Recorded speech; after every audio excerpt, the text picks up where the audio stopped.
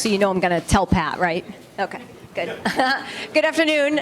Thank you. I would like to thank Nick and the Broadband Coalition for having this event. I think this is the type of conversation that is incredibly important, and for including DECD as part of that discussion. So thank you. I've gotten some feedback about what some of the morning session looked like, what yesterday was like, and unfortunately I'm not going to be able to stay for the afternoon session, but I think some really interesting topics coming up as well. So Nick asked me to talk a little bit about going forward, right? What does it look like going forward, and what does that take?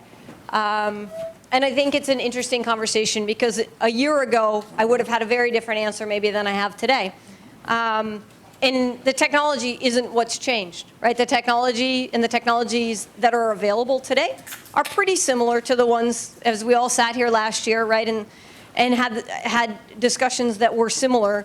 The technology piece isn't what's changed. I think the dialogue is what's changed. I think the understanding of what does it take to make this work has changed. I think some of the dynamics around business models have changed pretty dramatically that have opened the door for some of our communities. And so as we think about moving forward, one of the most important things that we have been talking about is how this ubiquitous connectivity can change communities.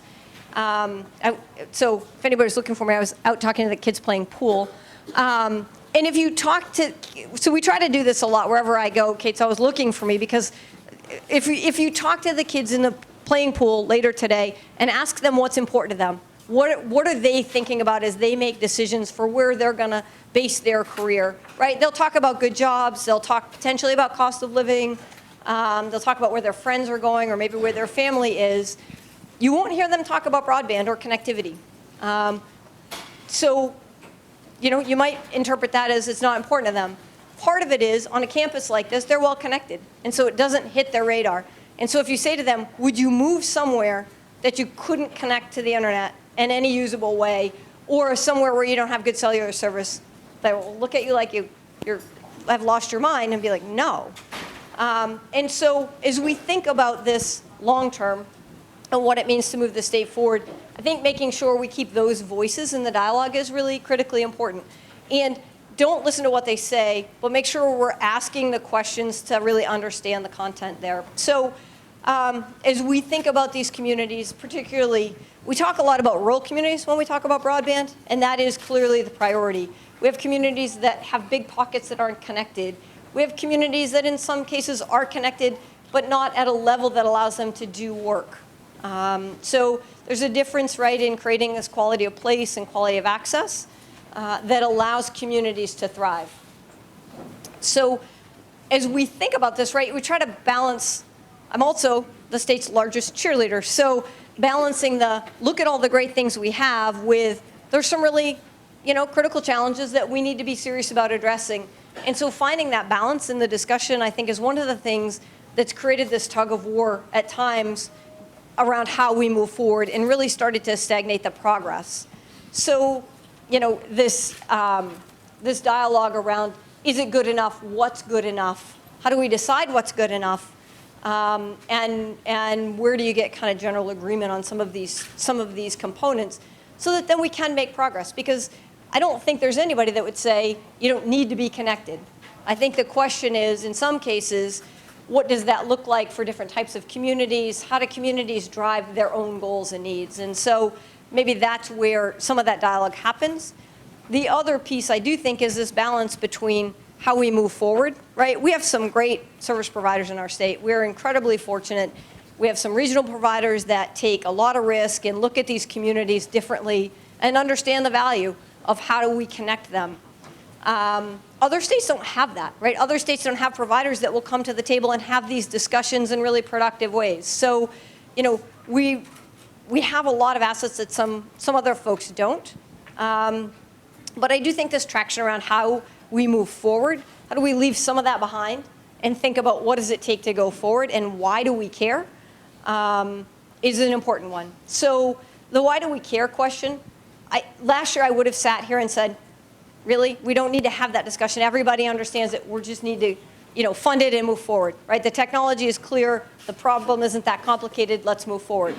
I think what we've figured out now is It's a little more complicated than that, right? There are complex discussions that need to happen around community involvement, community concerns, and where that kind of break rate business model is for the providers, and how do we create that bridge, right? How do we decide, how does a community decide for themselves what business model they're interested in? How do they make those networks? And a lot of that, I guess, was this morning's discussion.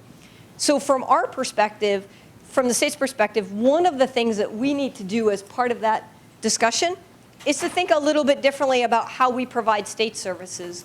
What do we do, and how do we support these communities potentially differently? So if you live in a town like Jackman, anybody here from Jackman? So if you live in a town like Jackman, you are 75 miles one way from the nearest hospital. You have triage care, potentially, but the reality is you have an aging community and you're 75 miles from a hospital. So how do you get good healthcare services? How do you pay for those services? And what is the cost today versus what's the cost of not doing anything? And so this kind of return on investment around inactivity versus a status quo versus kind of really making the pivotal changes that allow communities to be connected and grow is an important one. So, right, if you think about telehealth, think about distance learning. So I live in Skowhegan. Christian, I saw Christian earlier, so there are a couple of Skowhegan folks here. You don't take a foreign language in most rural communities, certainly one like Skowhegan, until you're in high school. And then you kind of have two choices. So the global economy isn't built on two choices, and it's certainly not built on learning foreign languages by the time you're 15. So how do we drive that, right?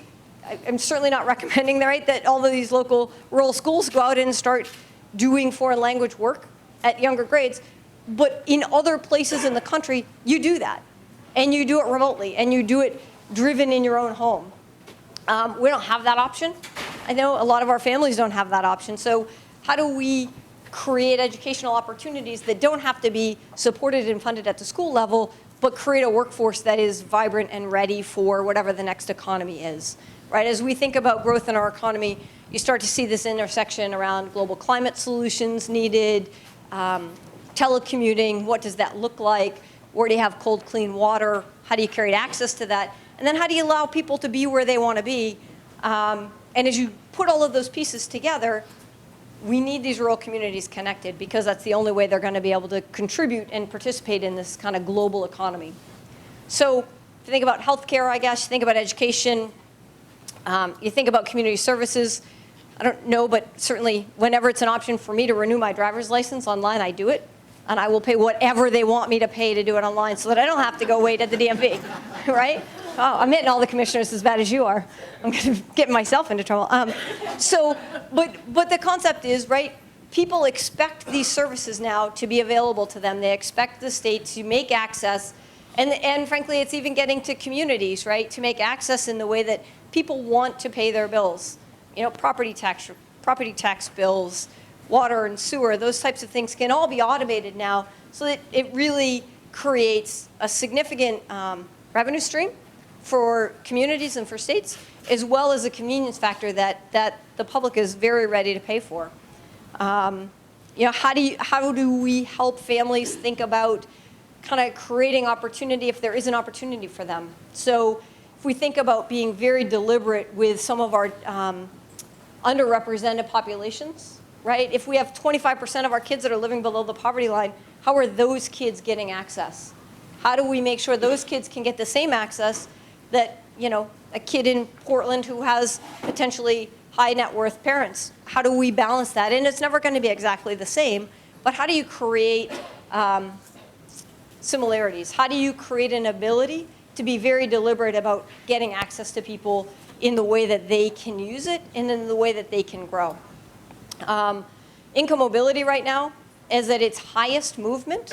There's a lot of income inequity, for sure, but income mobility is at one of its highest places globally that it's ever been.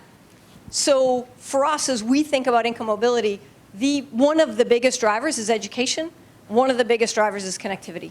And those are, for lack of a better term, connected in their ability to allow people to take themselves out of poverty and create their own path. And it's our responsibility to help people figure that out find their path and utilize the tools and resources that we put together as a collective group to be able to move forward. So I would say that's a lot of words for, it's a lot more complicated. The business model components and the engagement components maybe are a lot more complicated than I would have given it credit a year or a year and a half ago as we kind of had this same discussion. At that point it was, look, let's just get this done and flip the switch and we'll be done.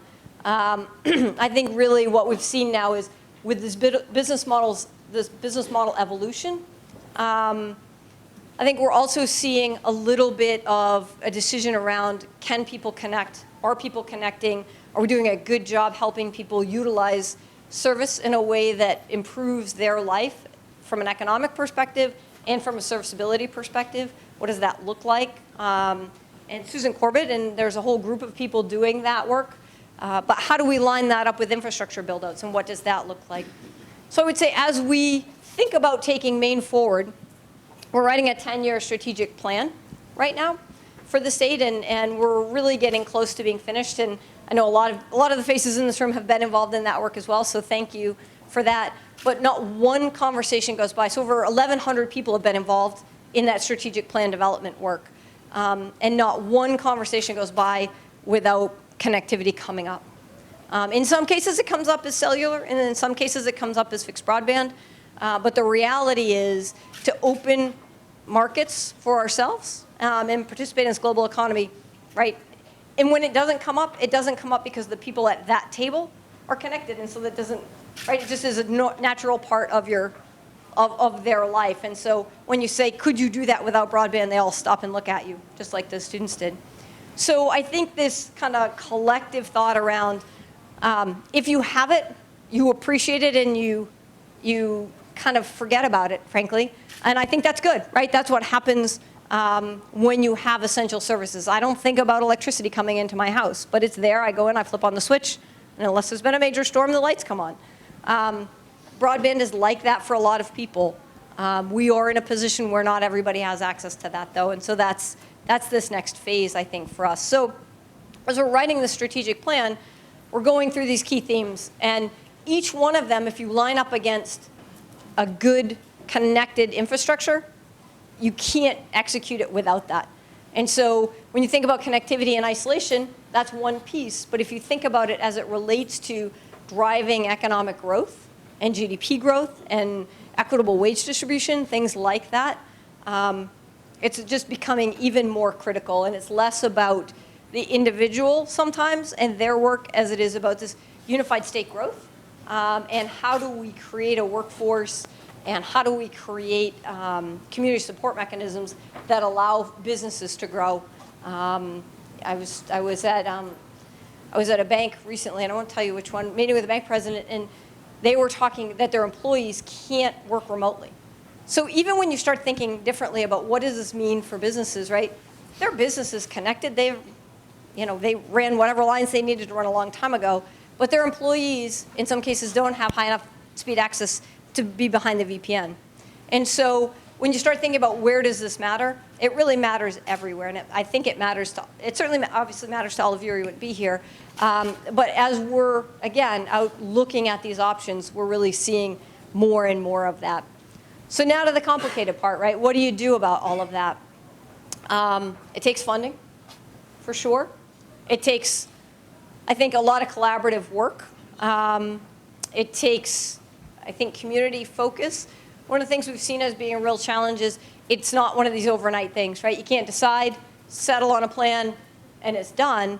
In some cases, it takes months, and in some cases, years to get from that decision or that kind of pivotal point where you say, yes, this is important to the growth of our community, to the time at which build-outs start to happen. And so how do you carry that momentum? What can we do as a state? And Peggy Schaefer's here, I saw her earlier. So what can we do as a Connect Maine organization and DECD to help facilitate that?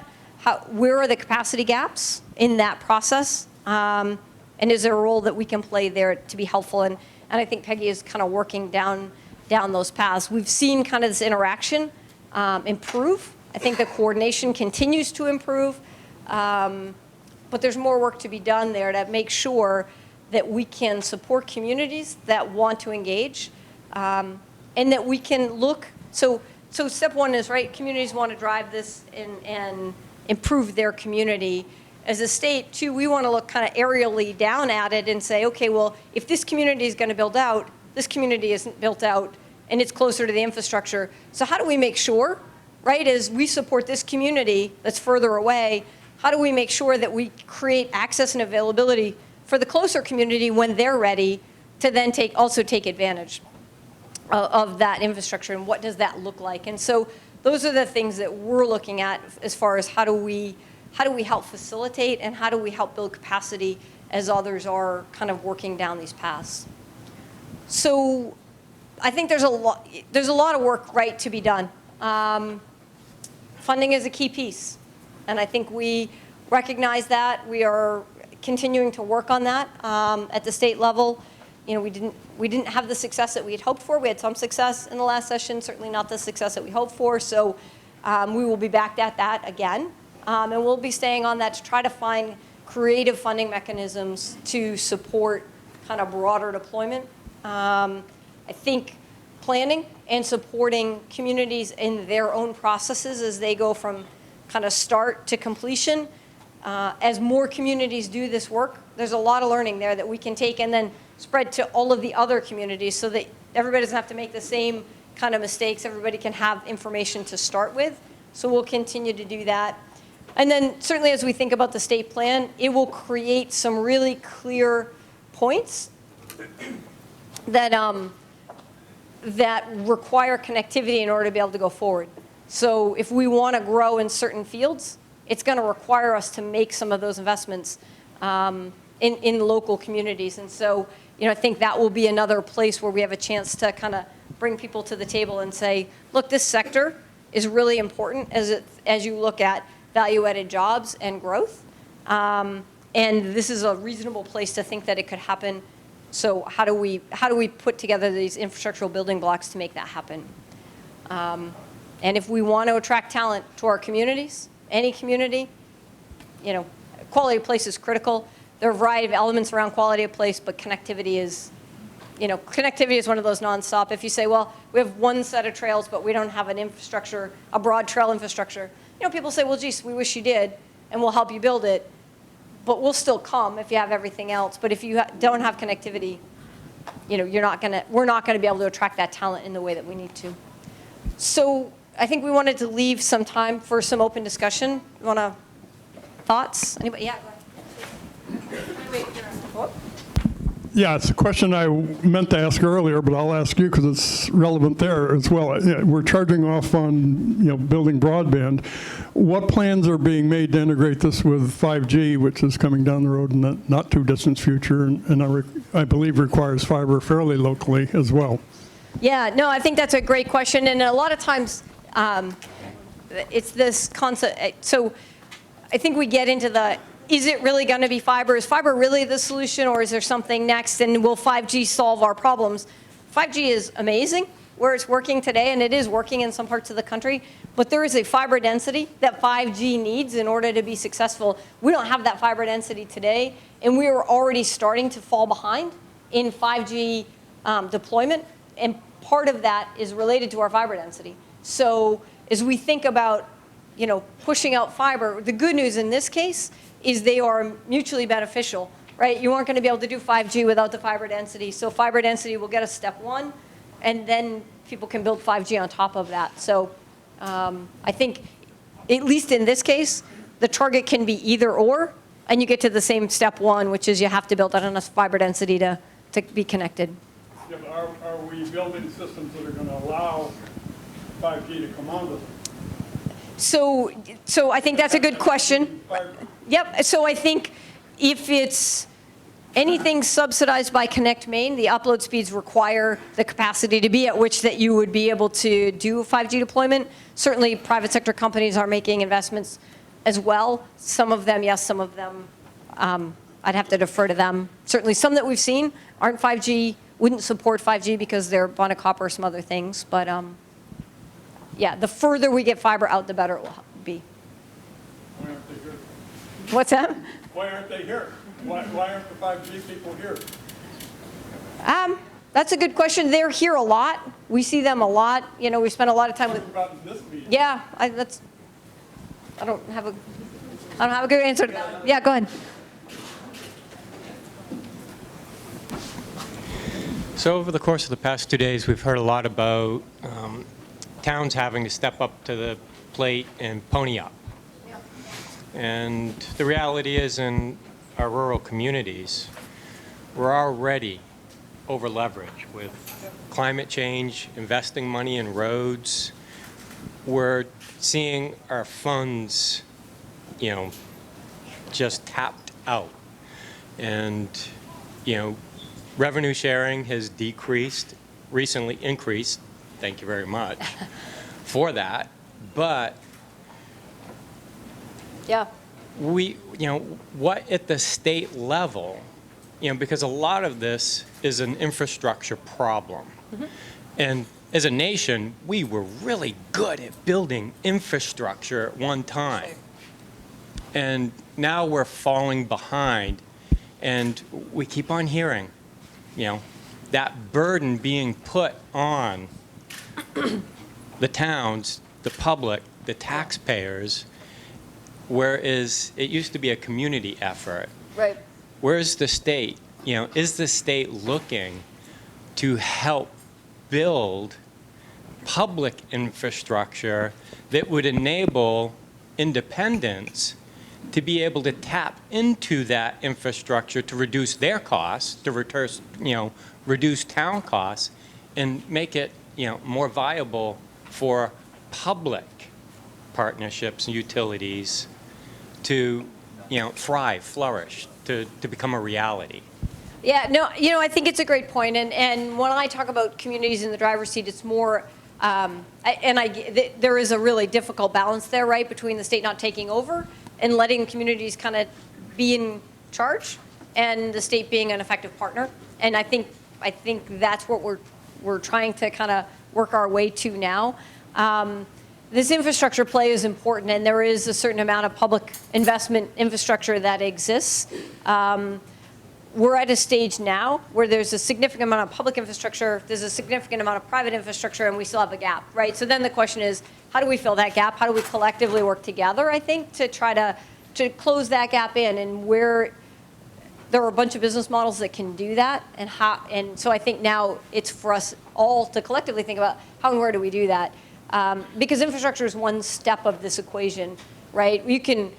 It's not as much like a road as we want it to be, like a road because it's clear what it needs to be, and I think it creates clear access. But it's not like a road in that everybody doesn't have a car and people don't know how to drive, and so I think there are some places where we're going to need to be closer to the individuals that would use the infrastructure, and that's where we think the local communities have kind of more strength. But certainly, I think this balance between what can the state do to be supportive and engaged and frankly invest is really an important discussion that I think we continue to try to have.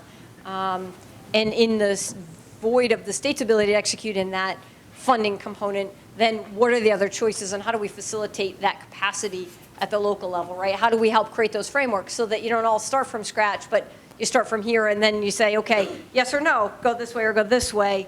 And I know the Connect Maine team is working on that so that there is at least a body of work already in existence that then you can leverage so that it isn't quite such a heavy lift at the local level.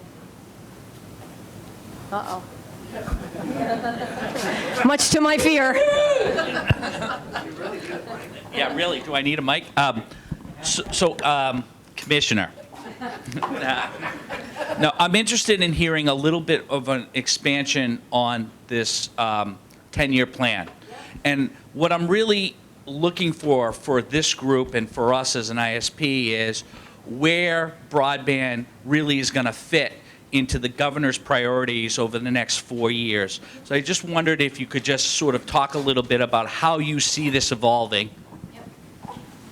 No, thanks, Mark. So this is very important to the governor. I think she is has prioritized this as part of this economic plan, and it will be in the top couple of how do we get started the implementation of this economic plan.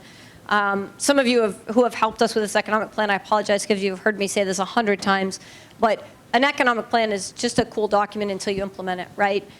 So now we're in the, we're about to shift into implementation, and that's really where it matters. That's really where we take this work and try to figure out how do we integrate with all of the partners across the state that do some of this work on a daily basis. And so you'll see broadband pop up very high, I think, in the implementation, right? Because some of the execution will take some time, and it is a key pillar in order for success. So if you don't do that right on the front end of the curve, there are some long leads, right? Early education you'll see some early education components in the plan. Those are critically important, and I think close to everybody's heart, but those are 18-year investments, right, that take a long time for maturation and to really change the workforce. Broadband, right, connectivity will change things quickly, and so that's a short lead. Put it on the front because it enables so much of the other work and reduces the cost of so much of the other work. So I think as we think about that, right, what is the return on that investment?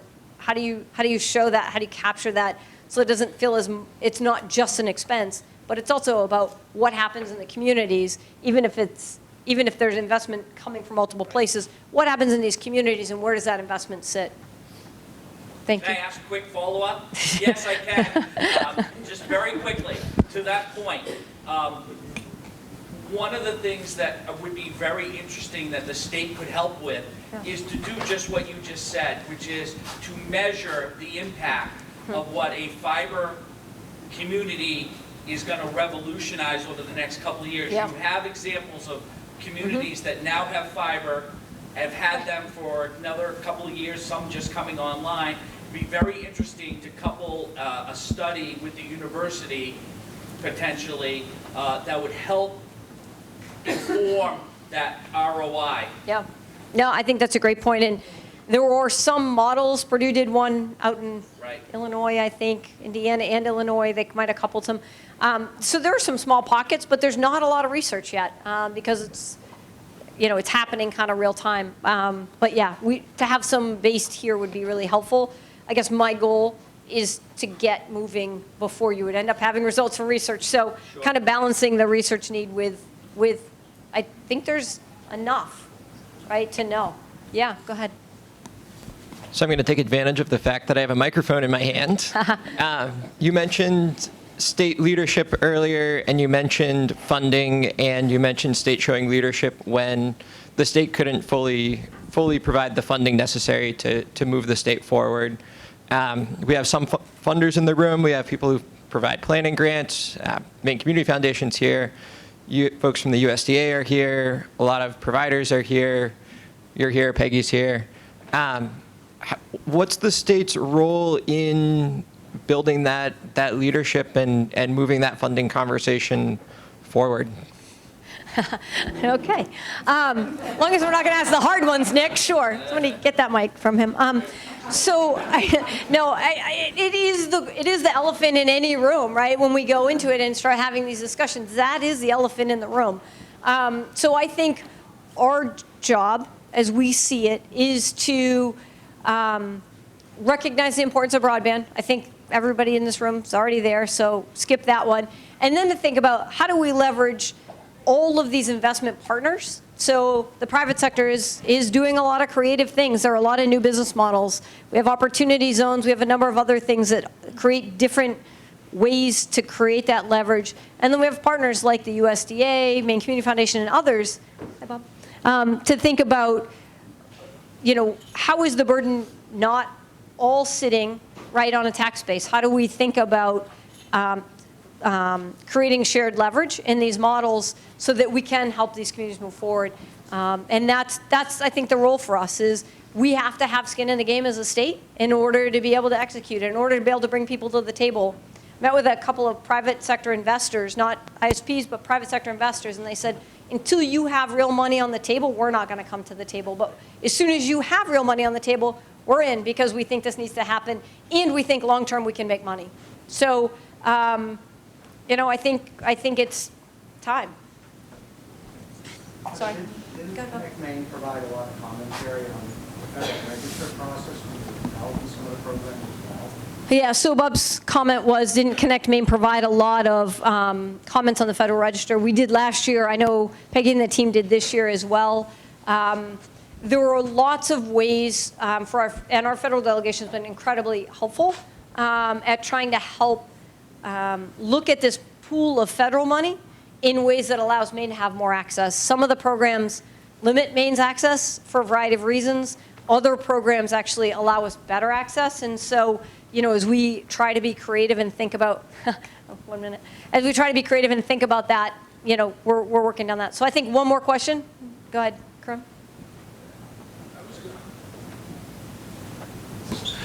You're at the nexus of decision-making, policy, partnerships, and architecturing the statewide plan. What is your ask of us? How can we help you? I think so that's a great question, Karim. And honestly, I hadn't thought a lot about that. But I would say if I had one ask of a group like this, is to get aligned, right? We're all going to have some differences, right? We're going to think differently about, well, geez, I think it's this over this or this over this. The reality is, right now, it's nothing over nothing. And so if we can stop kind of getting caught up in some of the smaller pieces and think more holistically about what does it take, and this is a very strong voice. If you think about the people in this room in partnership with some of the others, I'm not sure if anybody from AARP is here, but AARP had a very loud voice in the funding components around this is important to their constituents and this matters to them. And so if we can get some of these constituent groups together, that creates strength, right? There is a strength in how we execute locally and how do we create capacity in our local communities for some of this work. How do we find funding tools? How do we support federal funding, state funding, private sector funding, and have those working together? If we can